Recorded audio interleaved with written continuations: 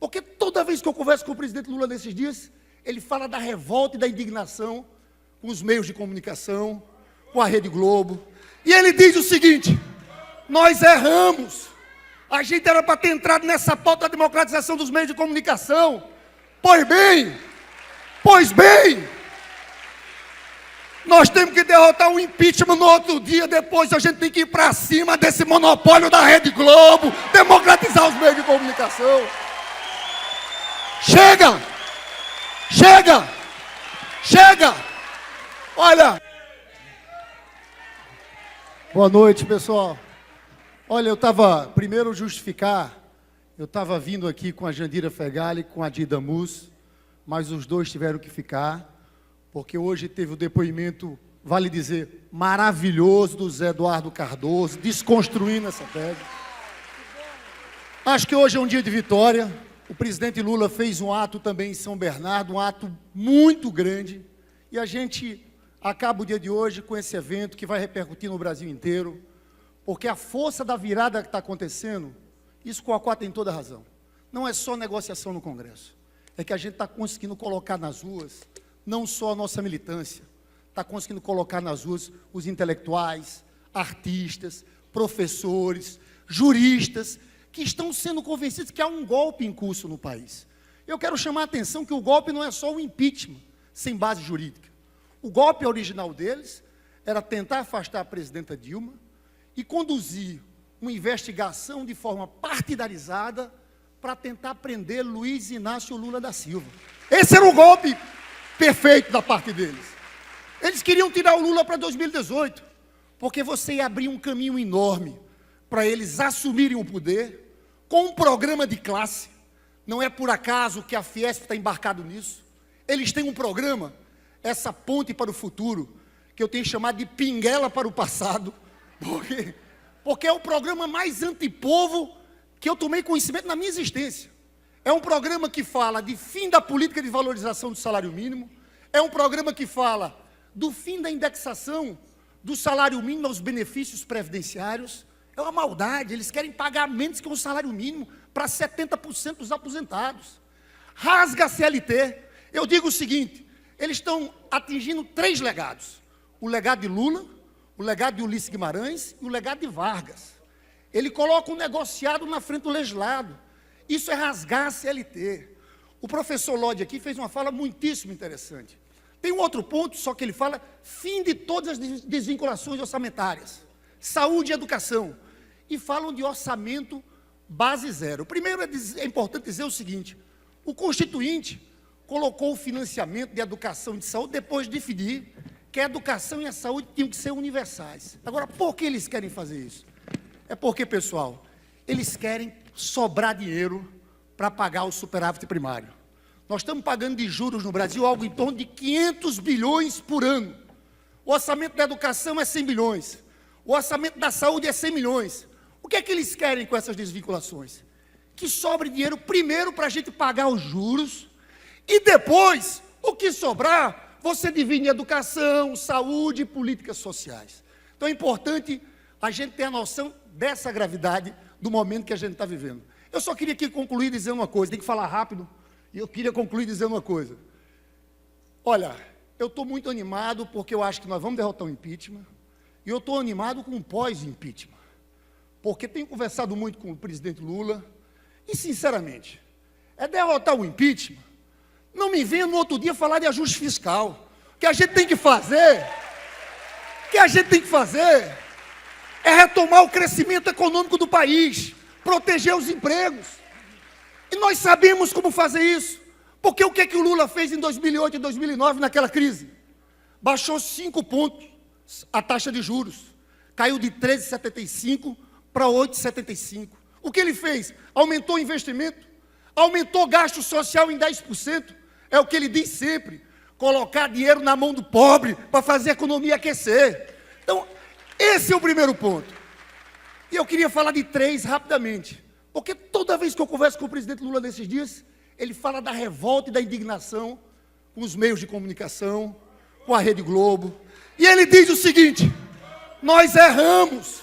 A gente era para ter entrado nessa pauta da democratização dos meios de comunicação. Pois bem, nós temos que derrotar o impeachment no outro dia, depois a gente tem que ir para cima desse monopólio da Rede Globo, democratizar os meios de comunicação. Chega! Olha, Beth, é um momento da história. O Lula... Dura! Rede Globo apoiou a ditadura. A verdade é dura.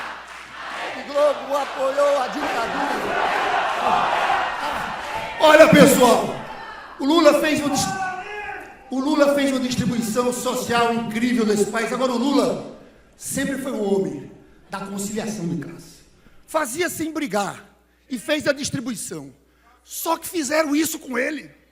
Fizeram todo esse desserviço que estão fazendo com um presidente como o Lula. Então nós temos a oportunidade agora de ter o Lula para fazer um governo muito melhor do que ele fez, pela esquerda. Então eu digo, democratização dos meios de comunicação. Temos que apresentar uma proposta para tributar os mais ricos, taxar as grandes fortunas. E por fim, para concluir, esse sistema político está podre. Está aí a oposição queria colocar uma narrativa, que era PT, corrupção. O Aécio, eu nem sei quantas vezes ele já foi delatado. 7. Já perdi as contas. A gente, pessoal, tem que ter coragem de propor uma constituinte exclusiva para a reforma política. Isso é urgente. Companheiros, faltam 15 dias. Faltam 15 dias. Vamos à luta. Os argumentos estão do nosso lado. Esse caso do impeachment da presidenta Dilma, eles não conseguem argumentar qual é o crime de responsabilidade. Mas o mais grave não é isso.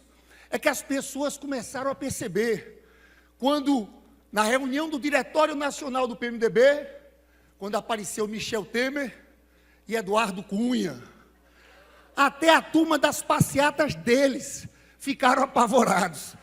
Vocês têm que repetir, nesses 15 dias, todo instante. Tem uma chapa do golpe. A chapa do golpe é Temer e Eduardo Cunha. Porque ele é o... Vocês atentaram? Ele vira o segundo na linha sucessória. Ele fica, na verdade, praticamente como vice. É a chapa deles. E eles estão aí para tentar parar a investigação.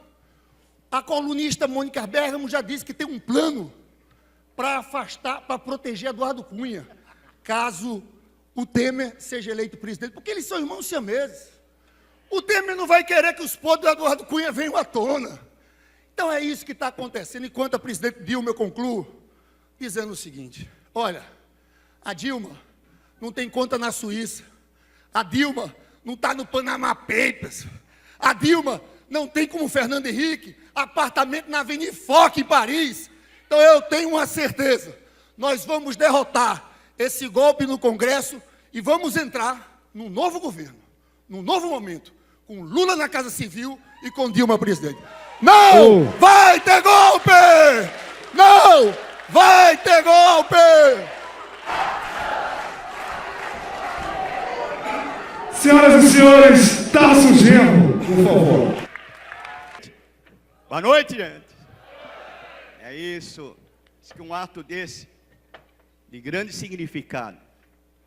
Nós estamos vendo agora, cada momento, o povo se manifestar. Agora são os artistas, são os juristas. Isso para nós é fundamental. E o povo está entrando nessa luta.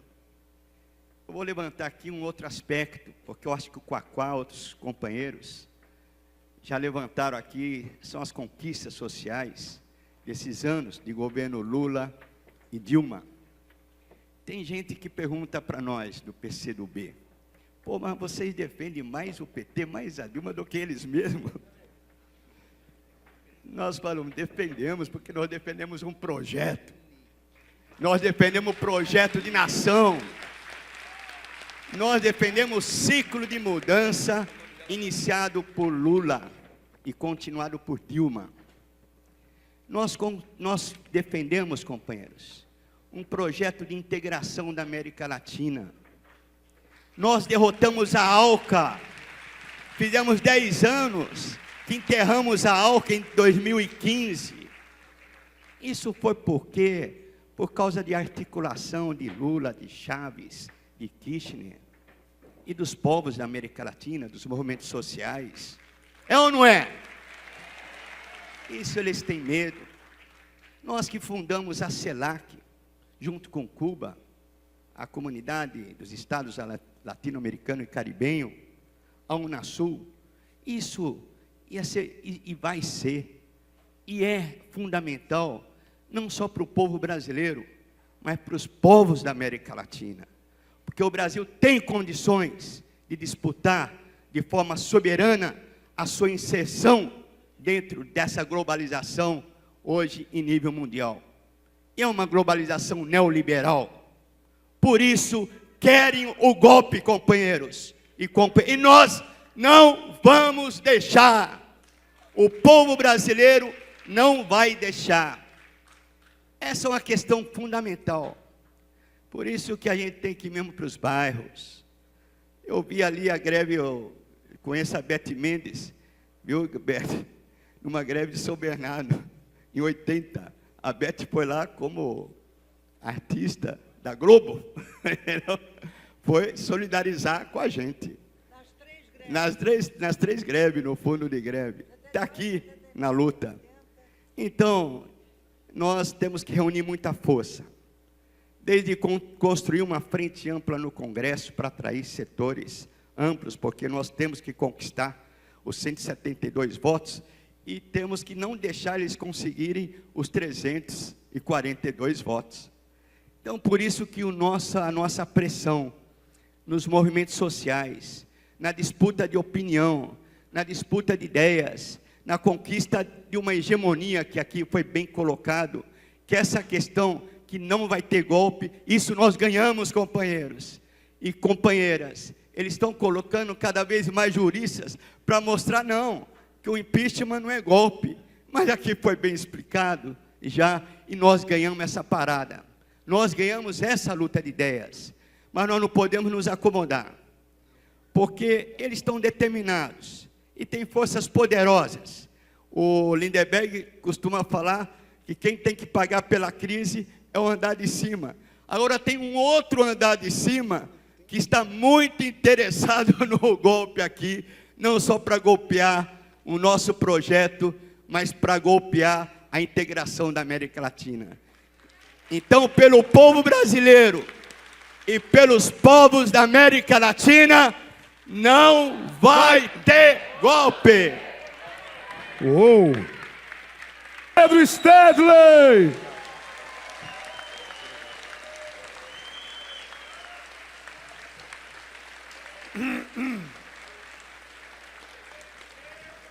Companheiros e companheiras, lamento em abusar da paciência de vocês.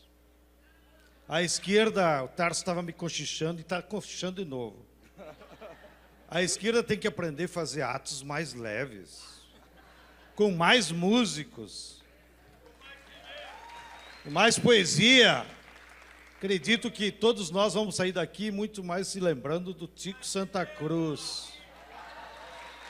Um cinema, maneiras mais lúdicas de vender a nossa mensagem. Nós estamos muito viciados, só discurso, discurso, discurso. O João 23, né, Boff? Não me ajuda a mentir sozinho. Dizia que depois dos 20 minutos, nem o diabo escuta. Então, estou aqui para encerrar. E para abusar da paciência de vocês, vou fazer um resumo. Só se vocês comprometerem a resumir depois nas ruas. Porque nós estamos aqui, vamos combinar. Acho que a TV Brasil não está mais transmitindo, aí é bom a gente falar só entre nós. Senão amanhã está na Globo, né? Vamos combinar. Nós somos aqui um grupo de militantes, dirigentes, pensadores, que sonhamos com o socialismo no Brasil.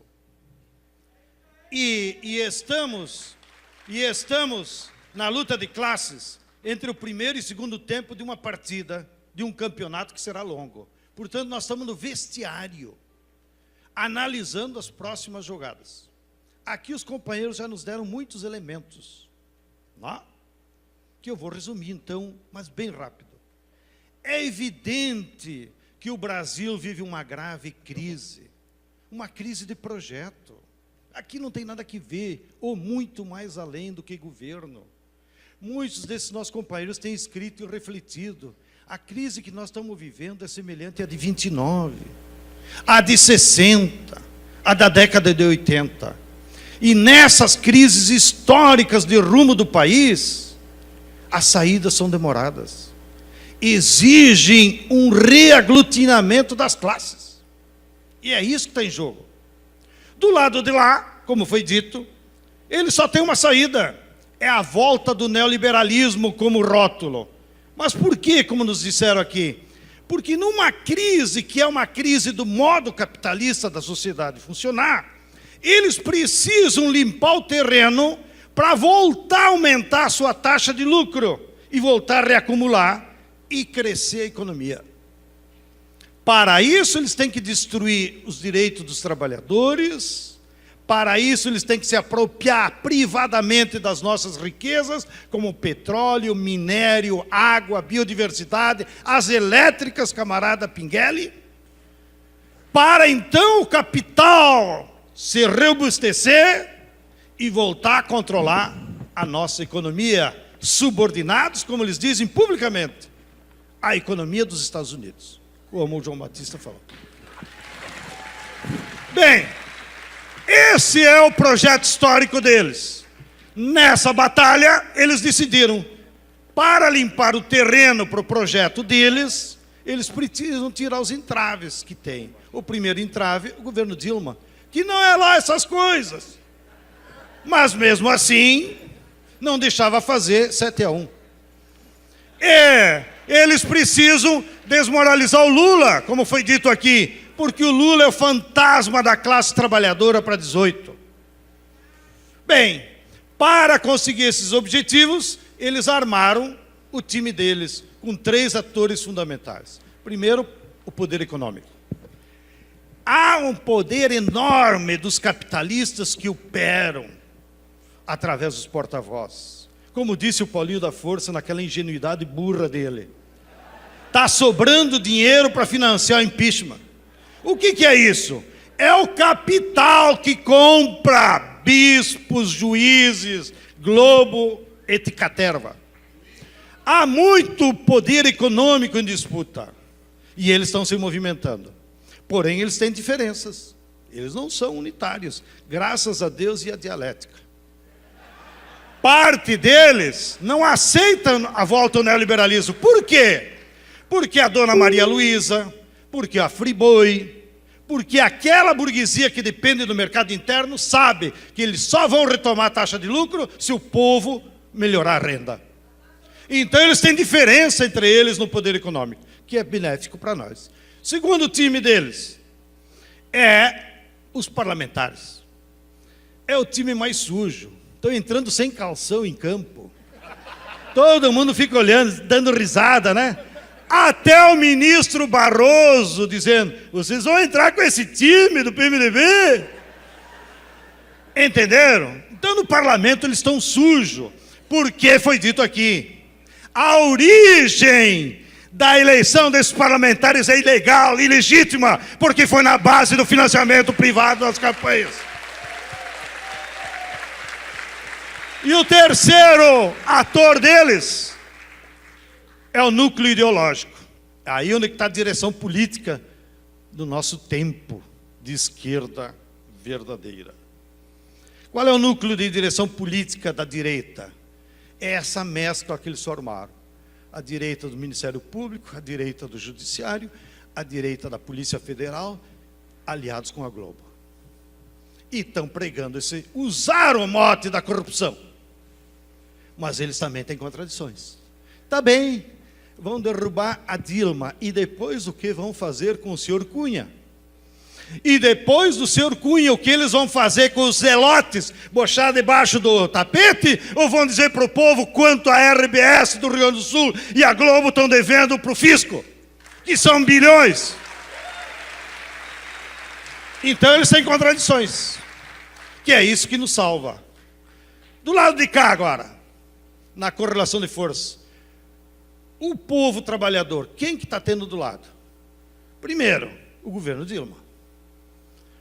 Um governo que nós elegemos com 54 milhões, mas passou 2 anos fazendo gol contra. Aí fica parecendo o Vasco, ninguém quer torcer para time que faz gol contra. Entendeu? E isso nós dissemos para ela. Pare de fazer gol contra. Tem que mudar a política econômica, tem que mudar para o povo ter sinal. Qual é a nossa sorte nesse quadrante da luta de classes? Que ela mudou o treinador. Mandou embora o Dunga. Tomara que o próximo seja o Dunga mesmo. Então nós estamos com um treinador novo, o Lula. E isso já deu sinais novos no time do governo. Segundo ator, a sociedade. Vocês que estão aqui. A sociedade foi a que melhor jogou nesses tempos. Como a Beth ficou repetindo. Centenas. A Iole contou numa reunião nossa Frente Brasil Popular, naquela sexta-feira que tentaram prender o Lula, em mais de 1.500 cidades houve plenárias de militantes como vocês, que disseram aqui não. Independente do PT, do PC, do B, foram por conta própria, que é assim que tem que se comportar um militante. Como dizia o Bertolt Brecht, em homenagem a todos os poetas e dramaturgos, assuma o comando. Não fique esperando circular burocrática. E é isso que a sociedade está fazendo e nos está salvando. Quem imaginava que um pastor evangélico viesse aqui e mudasse até o Pai Nosso?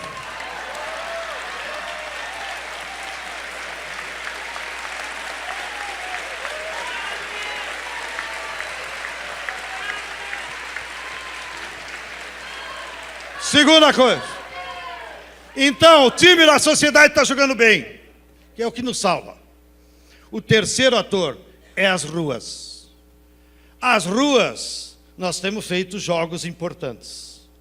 Eles foram para a rua dia 13, nós demos troco. Então fica um tal de 2-2. Nós não estamos ganhando ainda nas ruas. Por que não estamos ganhando ainda nas ruas? Porque a maçona ainda não foi. A maçona está sentada no sofá. E não ficou aqui na porta fazendo pressão para entrar aqui. E nem em outras coisas. Claro, tem que cuidar da vida. Mas a maçona está assustada. Mas não está com eles. Então, o desafio que nós temos nas ruas é nós, como militantes, explicar para o povo e mostrar para eles que o problema não é a Dilma, o problema não é a corrupção, o problema é um projeto para o país que está em jogo. E isso o povo tem que entender. E a tarefa é nossa, explicar para o povo. Então, nas ruas, nós estamos ainda devendo. Porém, tem um fator que também pode alterar. Sábado, de manhã, chuva e sol, o Lula foi a Fortaleza e botou 100 mil em praça pública. Aí é povão. Aí é povão. O Sindicato de São Bernardo já fez assembleia com todos os operários da AFO, 8 mil trabalhadores em assembleia discutir o problema. Aí é povão. E é esse esforço que nós temos que fazer. Sair dos teatros, sair do vestiário, como nós estamos aqui, para levar o povão para dentro de campo. E para dar um cagaço no juiz. Se roubar pênalti, vai levar.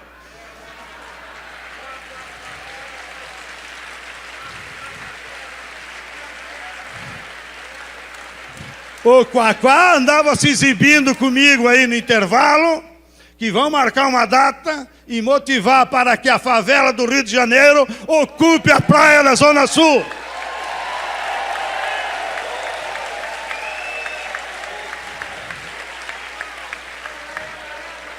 Às vezes eu acho que o Quaquá é meio brisolista, assim, meio fanfarrão, meio gaúcho, né?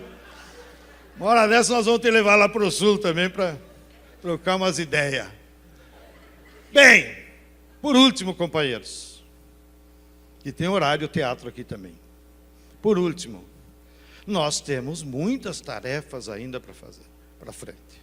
Primeiras tarefas já foi dito aqui. De 10 a 20 vai ser votado impeachment. Vamos rezar para todos os santos. O nosso melhorzinho lá no Rio Grande é São Cepé. Esse não falha, que aqueles santos europeus é tudo hipocrisia. Só São Francisco e São Cepé, vocês rezem para esses dois que está garantida a graça alcançada. E se não der certo, apelem para os orixá, que é melhor ainda. Bem,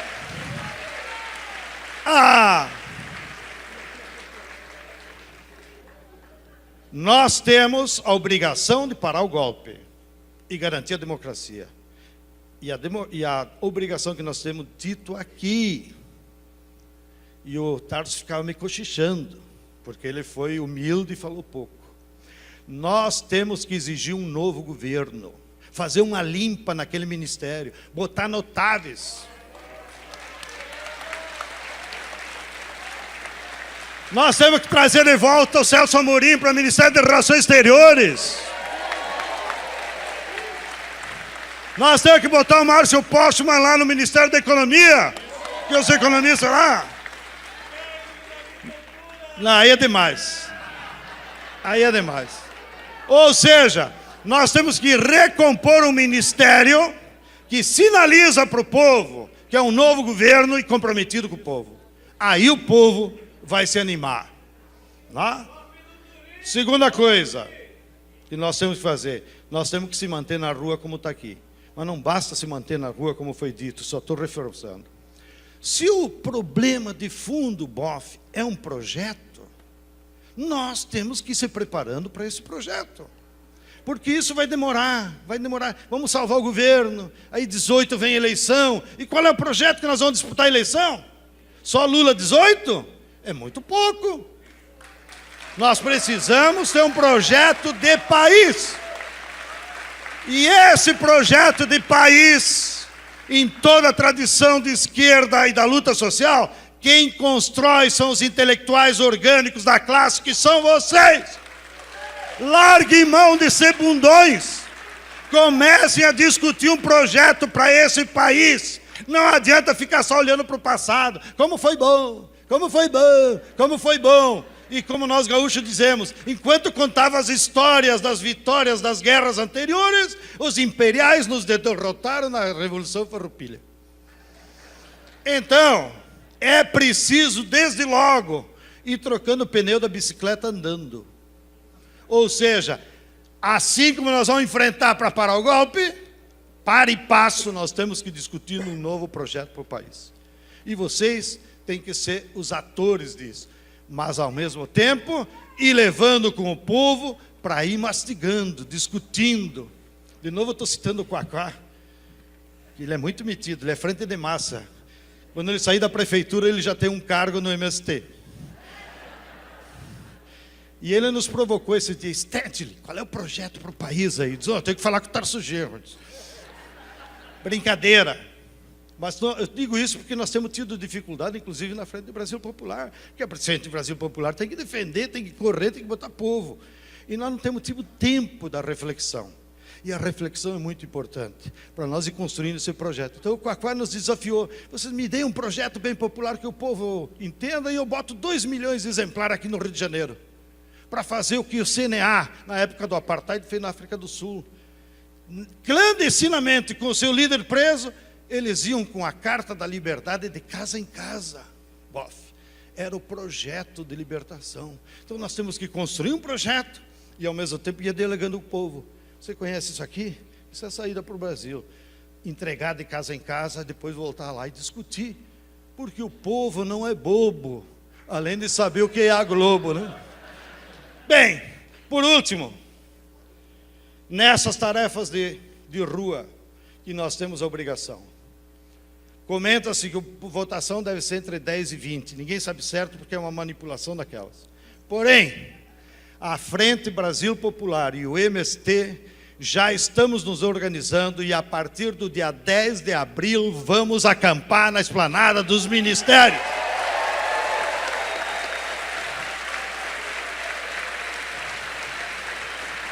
Todos vocês se sintam convidados.